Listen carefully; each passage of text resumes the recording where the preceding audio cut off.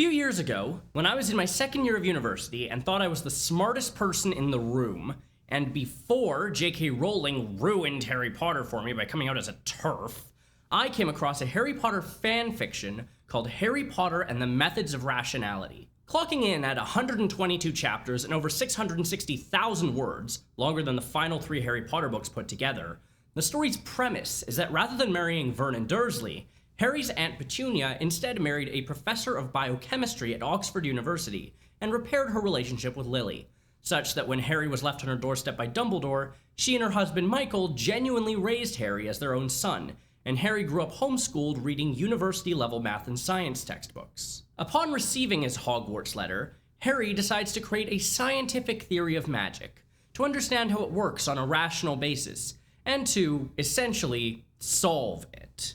If this sounds like exactly the kind of fanfic that would appeal to the most obnoxious people on the internet, then congratulations! That's what we in the biz call foreshadowing. So as a 19-year-old computer science major, the fanfic really appealed to me. It took the original series' soft magic system, where magic can do whatever you want except when it can't for contrived plot reasons, like suddenly not being able to create food when Rowling wanted the trio to be hungry and snappy at each other on the wizard camping trip, grumble grumble, and turned it into a harder magic system, with comprehensible rules and clearly defined limitations and potentialities. The fic inverts the original series' portal fantasy, valorizing the Muggle world rather than the wizarding one, and portrays Harry as the wise outsider, who sees past the biases of the wizarding world and shows them a better way. The story kinda goes off the rails in the second half, spoilers by the way, with Harry proclaiming his intent to seize the means of immortality, the Philosopher's Stone, and distribute it to the entire world, ending death forever, and then just doing it. He did it, everybody. Death isn't a thing anymore at the end of the fic. He also brings a killed-off Hermione Granger back from the dead months after she died by cryogenically preserving her body, then using a true Patronus charm he discovers halfway through the story to destroy the death in her body. See, in the original series, the Dementors are a metaphor for depression, but in the fic, they are literally the shadow of death. The Patronuses in the fic don't work by using your happy memories to ward off depression, they work by not thinking about the inevitability of death, and thinking about something happy to distract yourself. And Harry discovers the true Patronus by using his happy thoughts about ending death forever to create a human-shaped Patronus that can actually destroy Dementors. All of this is kind of ridiculous, but I have to give the fic a lot of credit for being such a divergence from the original franchise that it managed to completely blindside me by pulling a twist from canon and having Harry's beloved mentor, Professor Quirrell, turn out to actually be Voldemort. That being said, the fic does inherit a lot of Harry Potter's problems, and even makes some of them worse. Rather than free the house elves like anybody from a modern-day ethical background would do, Harry just assumes the house elves were created to be slaves, rather than being forcibly enslaved, and presumes that they enjoy their work. And it's even softly white supremacist, describing places that don't descend from the Enlightenment as dark places, while also perpetuating the concept of a one-to-one association between racism and unintelligent poor people, i.e. white trash, that ignores systemic racism in its entirety. But I was 19, and most of those claims were one-off moments in a story that was otherwise genuinely thought-provoking and enjoyable, with solvable, well-foreshadowed mysteries and some likable characters. I especially liked how the fic took care to slowly deconstruct the idea that being clever and rational means you're always right, by showing Harry screwing up repeatedly and facing bigger and bigger consequences until he finally gets his shit together. I finished the story, reread it a couple of times, read the sequel fic Significant Digits and was immensely disappointed by it, and promptly put the fic out of my head after Rowling showed her true colors and Harry Potter was irrevocably tainted for me. And then I found out all the batshit stuff about the author.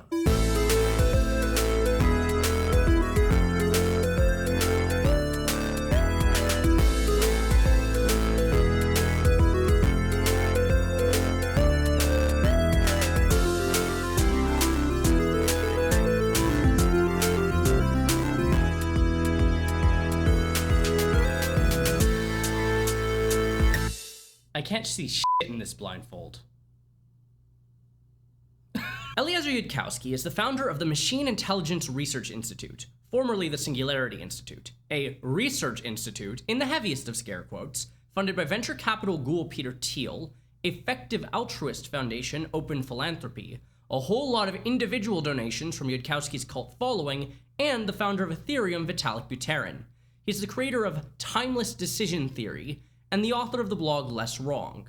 He's also an AI cultist, who thinks that an AI singularity is inevitable and will solve all of humanity's problems, which I could say a lot more about if I hadn't just been sniped on the topic by Sophie from Mars. He's also the author of Harry Potter and the Methods of Rationality. There's a lot to say about Eliezer Yudkowsky. Like the time he challenged a Wikipedia editor to a math duel for putting the fact that he has no high school diploma or any sort of degree on his Wikipedia page. Or that time he said that the way to save the human race from extinction is to donate money to his institute, because it's working on solving the single most important problem in the world. So important that climate change is a distraction from it. What if an AI was evil, though? He actually wrote an op-ed just this year for Time magazine, claiming that all work on AI should be permanently stopped. Something I agree with, but not for the reasons he does. For my arguments on AI, see my video on AI. But TLDR, I just think it's a waste of time and resources that could be put to better use elsewhere. But no, Yudkowsky thinks AI work should be stopped because what if it becomes smarter than us and kills us all? And that GPUs, that is, graphics cards, should be tracked as a controlled substance, and governments should be willing to go to nuclear war with any country that tries to build an AI. And that's not even getting into the Less Wrong community, or Roko's Basilisk, or the myriad stories of misconduct and abuse at Miri. Let me know in the comments if you'd be interested in a deep dive into the cult of personality surrounding Yudkowsky and his specific form of quote-unquote rationalism. But the title of this video isn't Eliezer Yudkowsky. It's Yudkowsky versus Le Guin. And that's because what I want to talk about today is utilitarianism. To briefly summarize, utilitarianism is the concept that the moral thing to do in any given situation is the act that will best increase pleasure and reduce pain for the largest number of people. That is, it maximizes utility. For example, a utilitarian might say that if watching this video increases your pleasure, then a way to maximize that utility might be to like the video, subscribe and hit the bell, and consider supporting the show on Ko-fi. This will increase utility for me, who will have an easier time paying my rent, and it'll increase utility for you, who will be able to watch more high-quality video essays in the future. Yudkowsky is a total utilitarian. That's the subset of utilitarianism that believes that what matters is the total amount of utility in the world, irrespective of how it's distributed among people. If you've already noticed the issue with that, then shh, we'll get there. Le Guin, on the other hand, refers to Ursula K. Le Guin, the late great speculative fiction author.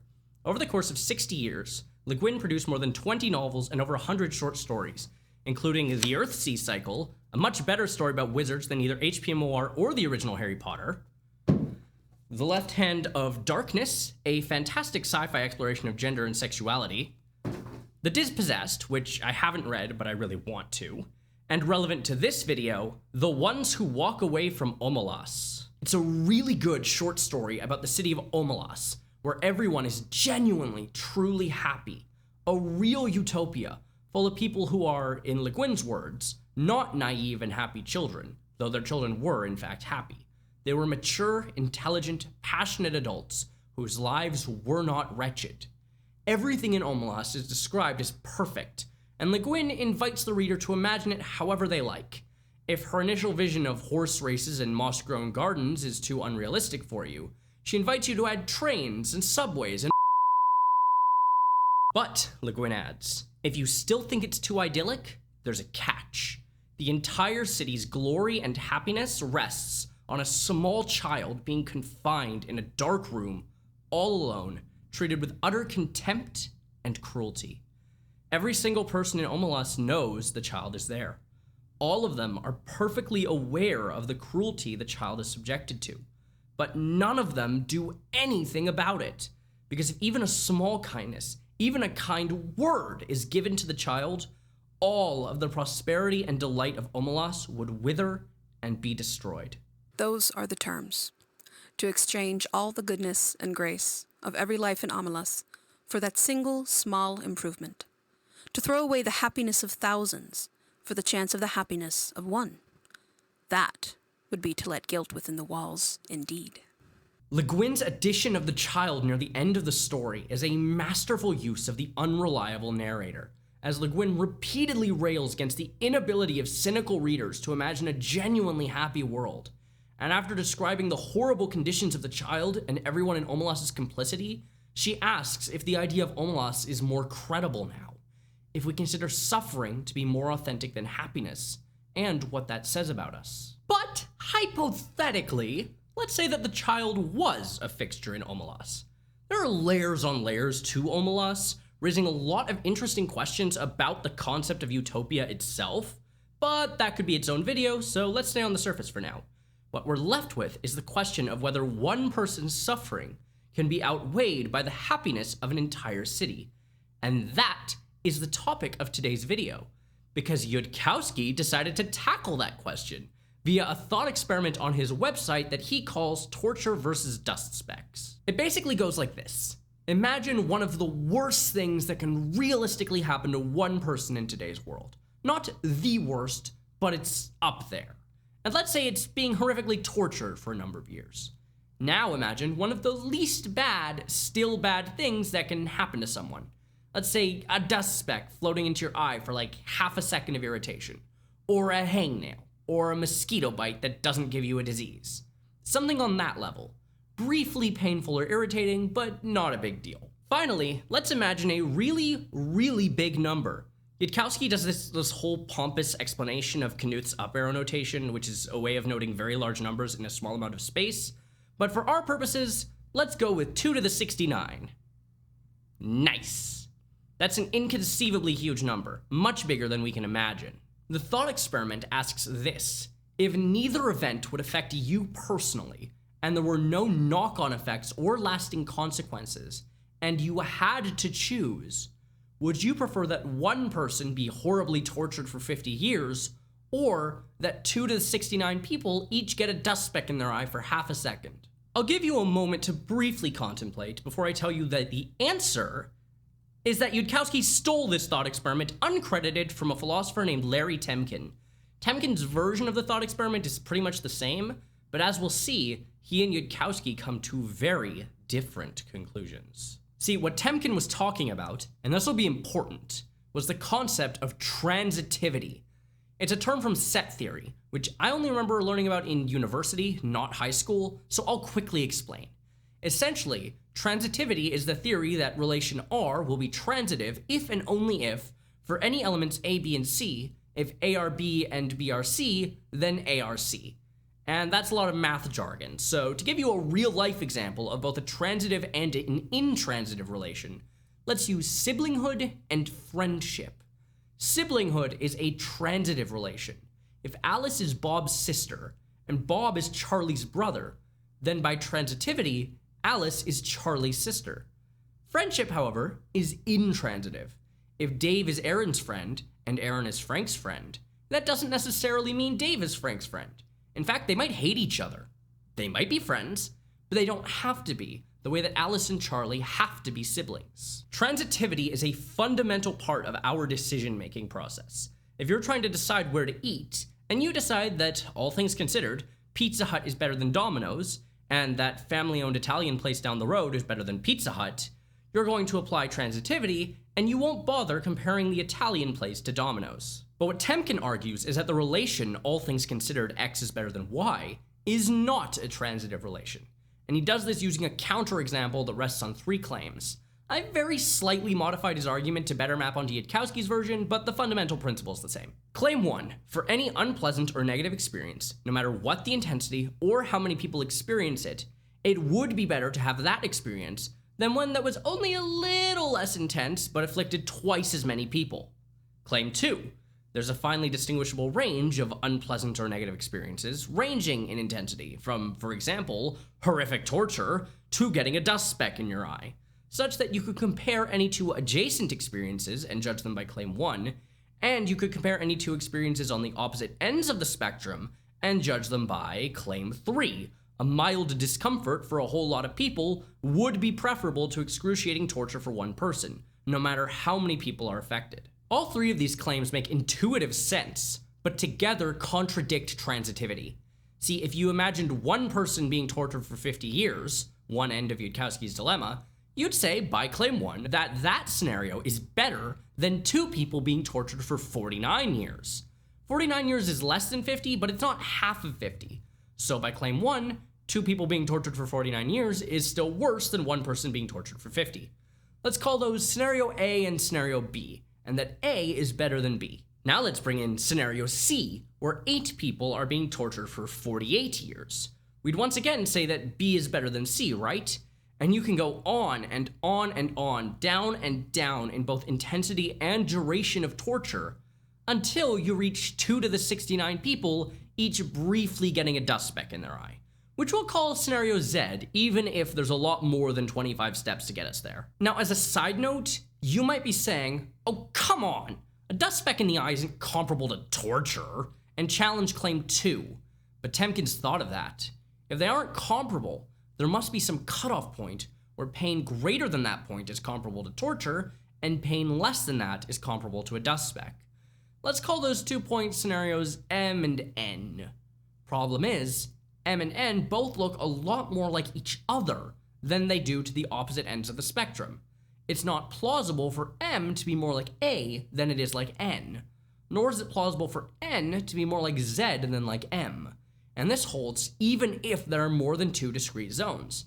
If pain stopped being comparable to torture at scenario F, and started being comparable to dust specks at scenario R, scenario F would still be more similar to scenario G than scenario A, and scenario R would be more similar to scenario Q than scenario Z. So by transitivity, scenario A is still the best case scenario. But that contradicts claim 3. And so, Temkin claims, this counterexample breaks transitivity for the relation, all things considered, X is better than Y. After all, any reasonable person would believe that no matter how many people get a single dust speck in their eye, it can't possibly equal someone being... Oh. So, I'm gonna state the obvious, which is that Yudkowsky is wrong. I cropped out the bulk of his post because discussing it at length would be a huge tangent, but he gussies up his decision with 3 arguments. Argument 1 presumes that dust speck proponents are making an argument that I'm not making, so this one is irrelevant. Argument 2 just makes a really poor rationalization that essentially tries to claim that 50 years of torture isn't really as bad as it sounds, undermining the whole point of the thought experiment. And argument 3 is basically just begging the question. The analogy he makes is presuming the exact thing I'm arguing against. These are all his after-the-fact rationalizations for why he made the choice he did. This isn't actually a case of him being incurious or foolish or even misunderstanding his own thought experiment. Yudkowsky is choosing the obviously wrong answer because his answer is the one required by his ideology, which demands that he reject claim 3 out of hand. It all comes back to his belief in his slogan, "Shut up and multiply," which the Torture versus Dust Specks post is tagged with. It is, in essence, a rephrasing of the core tenet of total utilitarianism. What matters is the total amount of happiness in the world, not how that happiness is distributed. Thus, it doesn't matter that each individual person getting a dust speck to the eye is experiencing a minuscule amount of pain, because the total pain added up across the people is far greater than that of the torture. The total utilitarian answer to Temkin's counterexample to transitivity is to just bite the bullet and deny the validity of claim 3. Nope, they'd say. A single person being horrifically tortured is better than a whole lot of people experiencing mild discomfort. Shut up and multiply. Temkin directly addresses their argument through the concept of the lollipop for life, which is basically Omelas projected out on a universal scale. An entire universe's worth of normal everyday pleasures, such as a lick from a lollipop, at the price of the wretched suffering and death of a single person. Most people, including me, would argue that no amount of pleasure can justify that sort of suffering. Total utilitarians disagree. For the total utilitarian, then, no matter how small the amount of good may be in a life that is barely worth living, or how small the amount of pleasure may be from one lick of a lollipop, if only there are enough such lives, or licks, Eventually, the total amount of good or pleasure will outweigh, and then be better than, any finite amount of good or pain that might be balanced off against it. Here, as before, our understanding supposedly leads us to recognize truths that our imagination fails to appreciate. Both the repugnant conclusion and the lollipop for life example can be rejected as objections to utilitarianism. In my video on AI, I talked about Nick Bostrom's calculations about existential risk, and the comparison of trillions of potential future lives in his fantasy world against the 8 billion lives of real people today. And this is a similar kind of total utilitarianism. Not surprising, given that Yudkowsky and Bostrom are close friends and have co-authored several papers together. But Temkin disagrees with the total utilitarians. He doesn't think utility can be added across people like the total utilitarians say it can, and that he thinks most people are correct in not biting that bullet. I agree with Temkin. The simple fact that total utilitarianism leads us to such repugnant conclusions should lead us to reject it as a viable ethical framework. Pleasure and pain aren't transitive, and you can't treat human beings like interchangeable containers of value on a scale.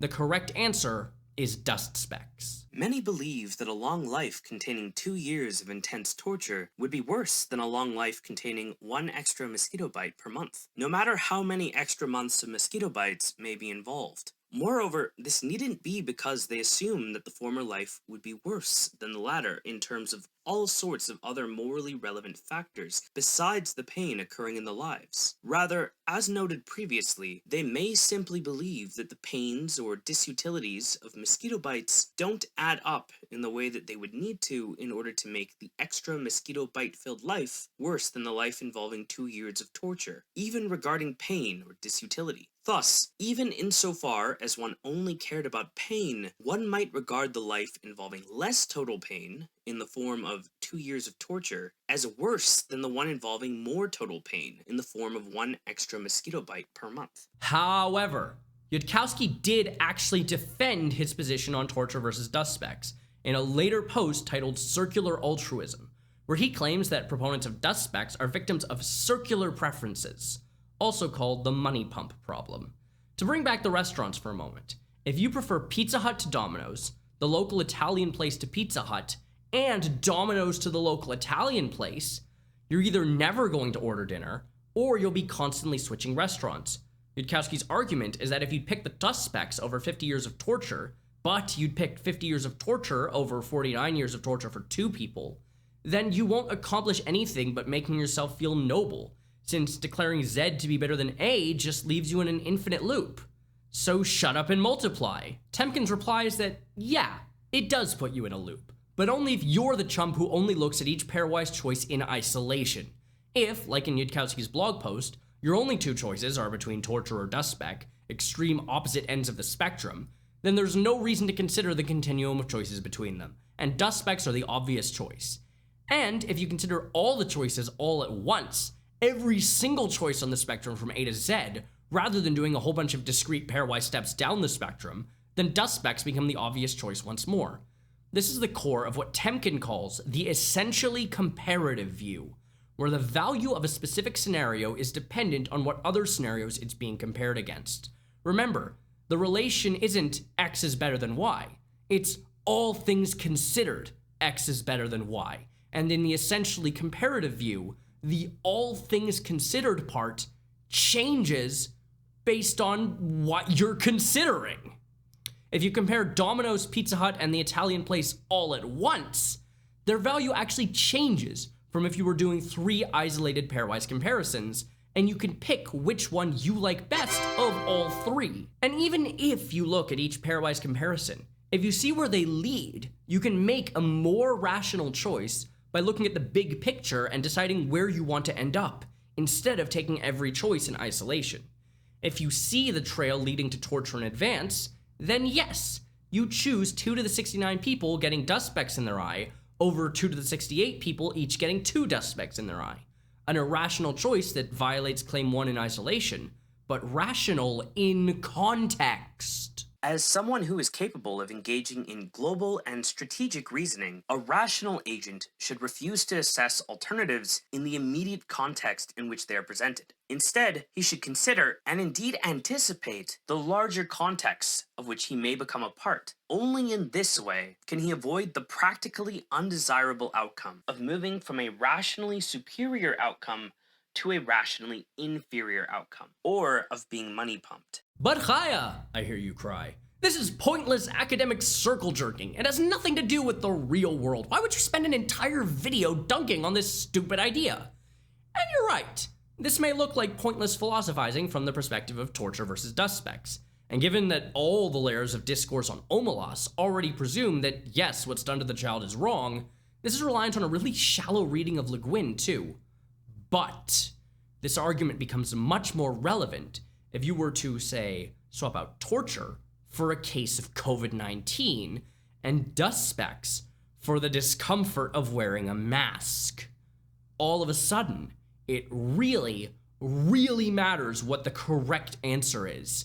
And a worrying number of people would pick the death of an immunocompromised person over the discomfort of wearing a mask. Even if we get a surge of infections, because there's enough fundamental community level protection that even though you'll find the vulnerable will fall by the wayside, they'll get infected, they'll get hospitalized, and some will die. Get infected, they'll get hospitalized, and some will die. Some of you may die, but it's a sacrifice I am willing to make.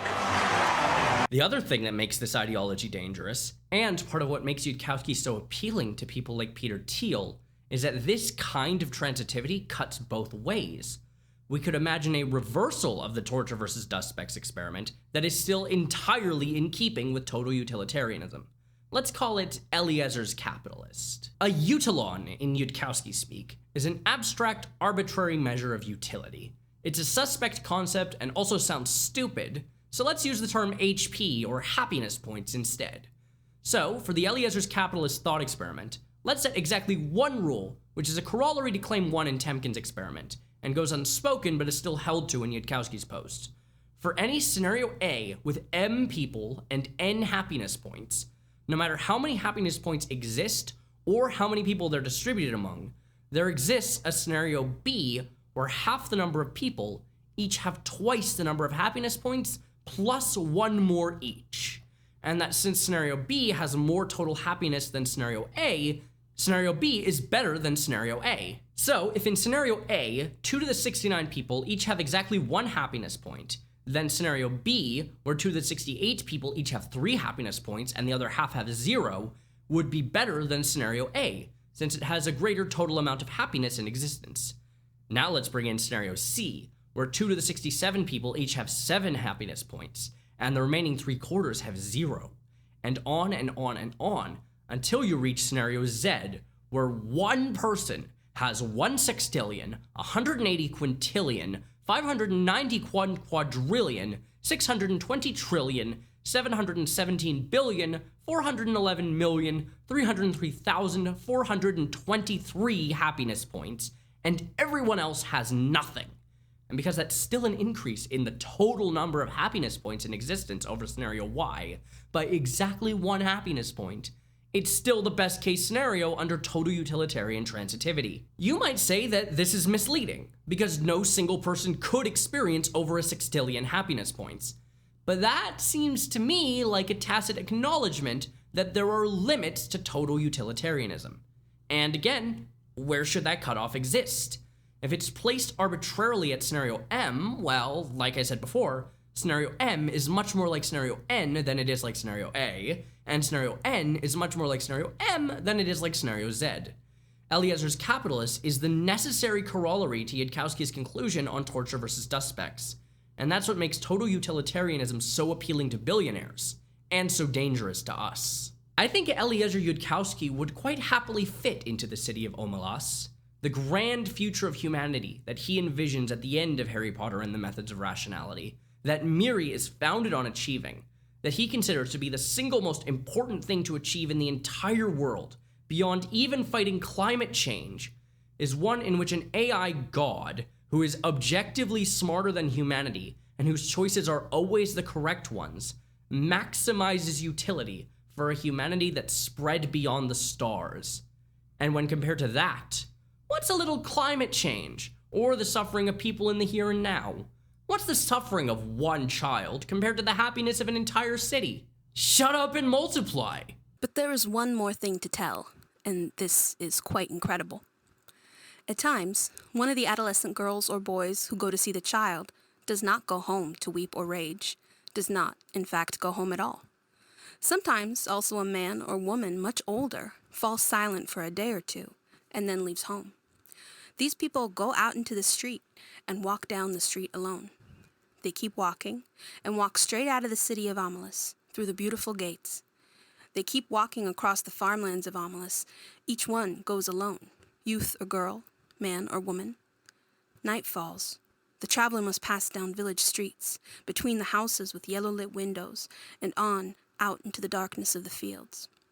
Each alone, they go west or north, towards the mountains. They go on.